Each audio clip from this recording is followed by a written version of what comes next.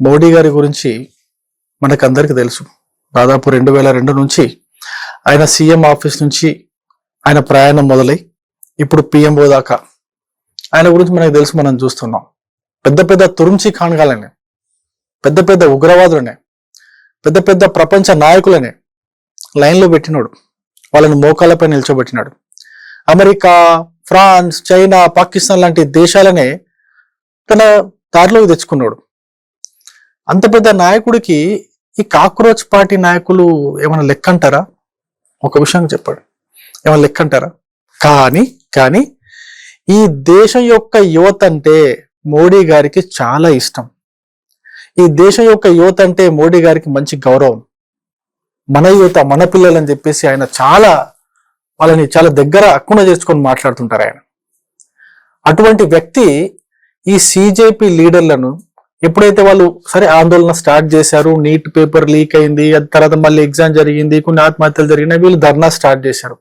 Start చేసినప్పటికీ కూడా వాళ్ళకి ప్రజాస్వామ్య పరంగా ఏదైతే డెమోక్రటిక్ గా వాళ్ళకి ఆ రైట్ ఏదైతే ఉంటుందో ధర్నా చేసుకునే రైట్ ఇచ్చి, ఆ ధర్నా రైట్ ప్రకారం మళ్ళీ వాళ్ళు డిమాండ్ చేశారు ధర్మేంద్ర ప్రధాన్ రాజీనామా కావాలంటే. ఈ దేశ యువతను గౌరవించి ఇద్దరు కేంద్ర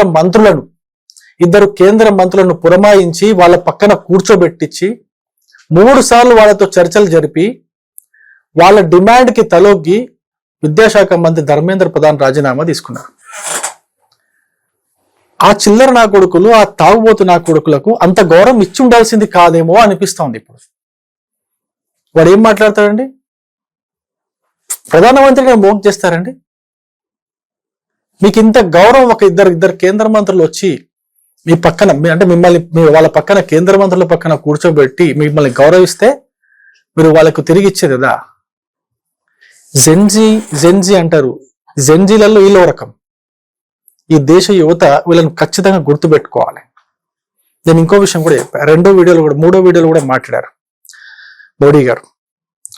మాట్లాడుతూ ఒక విషయం చెప్పారు ఆయన, ఎవరైతే నన్ను తిడుతున్నారో, మా అమ్మను కూడా తిడుతున్నారో వాళ్ళందరినీ కూడా నేను క్షమిస్తున్నాను. మన పంటి కింద నాలిక పడితే మన పంటిని ఉడగొట్టుకుంటామా? అలా కాదు కదా. వాళ్ళందరినీ కూడా మనం క్షమించాలి, వాళ్ళందరినీ కూడా మనం కౌగిలించుకుని వాళ్ళకు మంచి జరిగేటట్టు చూడాలి అని చెప్పేసి గొప్ప మనసును చాటుకున్నారు. వేరే ఏ ప్రధానమంత్రి దేశ చరిత్రలో అట్లా చేయలేదండి. తన పీఠం కిందికి ఎవరైనా నీళ్లు తీసుకొస్తారని తెలిస్తేనే, ఆ విషయం అర్థమైతేనే ఈ దేశంలో ఎమర్జెన్సీ పెట్టిన రోజులు.